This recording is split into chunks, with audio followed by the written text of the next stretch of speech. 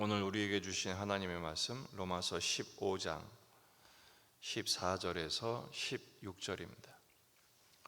로마서 15장 14절에서 16절 말씀 함께 읽겠습니다. 내 형제들아, 너희가 스스로 선함이 가득하고 모든 지식이 차서 능히 서로 권하는 자임을 나도 확신하노라.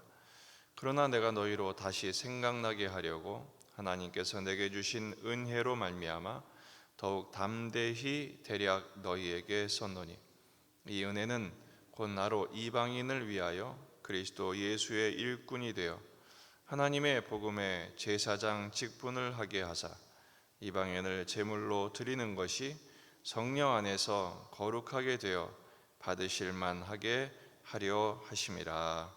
아멘. 본문에 계시된 주님은 어떤 분이십니까?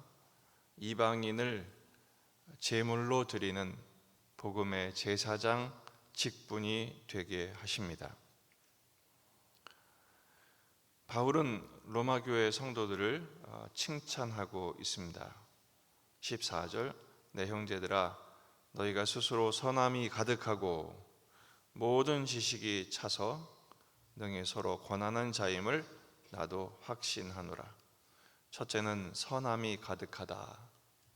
하나님의 그 선하심이 충만한 모습이죠. 둘째는 지식이 차서, 그리스도를 아는 지식이 그들에게 채워진 것을 또 칭찬합니다. 세 번째는 능히 서로 권하는 자임을 나도 확신하노라.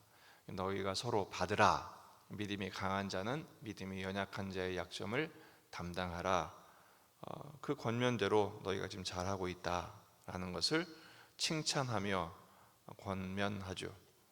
하지만 한 가지 더 하기를 지금 바울은 기대하고 있습니다. 15절, 그러나 내가 너희로 다시 생각나게 하려고 하나님께서 내게 주신 은혜로 말미암아 더욱 담대히 대략 너희에게 썼노니. 다시 한번 분위기를 환기하면서 로마서를 기록한 목적을 설명하고 있습니다. 로마서를 기록한 목적이 뭐죠? 하나님이 내게 주신 은혜로 말미암아 더욱 담대히 대략 너희에게 썼다. 그 은혜를 주신 이유가 뭘까요? 바로 복음의 증인이 되게 하기 위함입니다. 하나님이 내게 주신 은혜, 바울에게 주신 은혜는 바울과 같은 자를 구원하신 거죠. 죄와 사망의 권세에서 생명의 성령의 법으로 자유함을 얻게 하신, 해방하게 하신 구원을 주셨죠. 또 하나는 죄인 중에 괴수인 자신을 복음의 일꾼으로 삼으셨다는 사실입니다. 그래서 16절, 이 은혜는, 그 은혜에 대한 설명을 하죠. 곧 나로 이방인을 위하여 그리스도 예수의 일꾼이 되어, 예수의 일꾼의 실체가 하나님의 복음의 제사장 직분을 하게 하는 것입니다. 원래 제사장은 희생 제물을 가지고 하나님 앞에 나아가는 중간자입니다. 그래서 하나님 앞에 심판받아 마땅한 백성들의 죄를 사하고 백성들 편에서 하나님께 나아가 서로를 화목하게 하는 직분을 감당하는 것이죠. 제사장 직분을 안 하게 되면, 직무를 유기하게 되면 어떻게 되죠? 본인도 심판을 받을 뿐 아니라 백성도 심판을 면할 수 없습니다. 그런데 바울은 그 제사장이 복음의 제사장이라고 이야기를 합니다. 원래 이스라엘의 제사장들은 희생 제물을 가지고 하나님 앞에 나아가지만 복음의 제사장은 십자가의 복음으로 백성들의 죄가 사해졌음을, 그리고 백성들을 대표하여 하나님 앞에 나아가는 자가 되게 하는 역할을 감당하는 것이죠. 원래 이스라엘의 사명도 제사장 나라가 되는 것입니다. 출애굽기 19장 6절, 너희가 내게 대하여 제사장 나라가 되며 거룩한 백성이 되리라.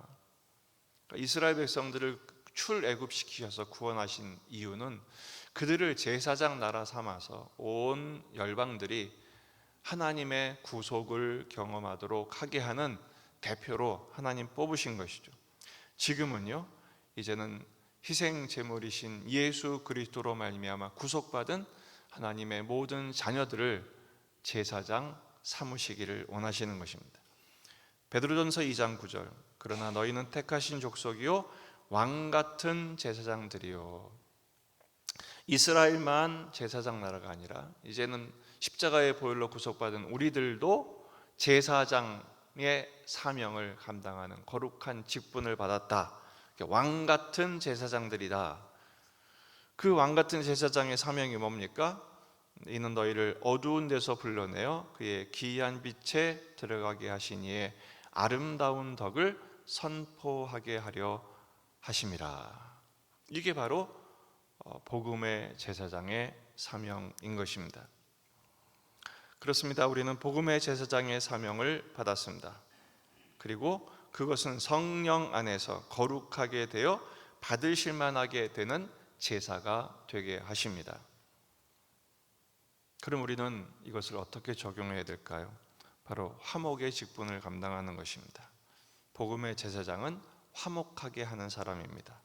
고린도후서 5장 18절, 모든 것이 하나님께로서 났으며 그가 그리스도로 말미암아 우리를 자기와 화목하게 하시고 또 우리에게 화목하게 하는 직분을 주셨으니, 복음의 제사장, 그리스도의 일꾼, 화목하게 하는 직분 다 같은 말입니다. 곧 하나님께서 그리스도 안에 계시사 세상을 자기와 화목하게 하시며 그들의 죄를 그들에게 돌리지 아니하시고 화목하게 하는 말씀을 우리에게 부탁하셨느니라. 복음을 우리에게 맡겨주신 것이죠. 그래서 우리가 어제 계속 열방 구원의 비전을 가져야 된다. 우리가 이 땅에 살면서 그저 하루 먹고 잘 사는 하루를 그냥 견뎌내는 정도가 아니라 큰 뜻을 품고 세계 구원, 열방을 향한 하나님의 마음을 우리가 가져야 된다라는 것을 강조했어요. 그것의 실천이 뭡니까? 바로 우리의 일상의 삶에서 한 영혼을 위한 섬김의 삶이죠. 한 영혼을 구원하고 그 한 영혼을 복음으로 하나님께 드리는, 이방인을 제물로 드리는 복음의 제사장 되는 것처럼 그 영혼을 하나님께 드리는 복음의 제사장, 한 영혼을 드리는 제사직을 수행하기를 원하시는 것입니다. 제일 먼저 기도로 시작하시는 거죠. 그 사람의 이름을 불러가면서 하나님, 그 영혼을 주님께 드리기를 원합니다. 그 영혼을 구원하여 주시고 그 영혼을 하나님께 드리는 제사장직을 감당하는 제가 되게 하옵소서. 복음의 증인으로 사는 것이죠.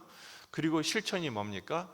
시간과 물질을 아끼지 않고 그들을 사랑하고 섬겨서 주님께로 인도하는 자의 삶을 사는 것입니다. 물론 세계 구원을 위한, 세계 선교를 위한 기도도 멈추지 않고 또 선교 헌금, 선교를 위한 열심, 이것들이 계속되어야 합니다.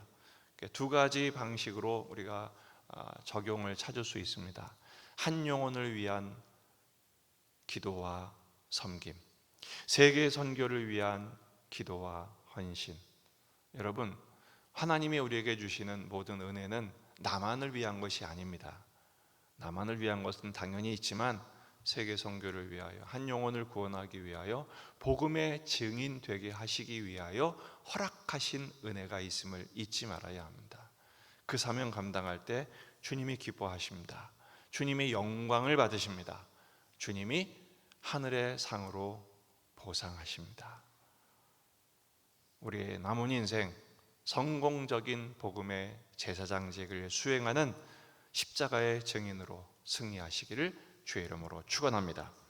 기도하시겠습니다. 말씀을 붙들고 우리 자신과 가정과 교회와 이 지역의 복음화, 민족의 복음화, 세계 복음화를 위해서 오늘도 기도하십시다. 그리고 환우들을 위해서, 군에 있는 아들들, 수험생들을 위해서 기도하시고요. 또 오늘 금요 기도회가 있습니다. 주일을 준비하며 명절이 다가오고 있는데 우리 주부들 명절 스트레스가 이만저만이 아닙니다.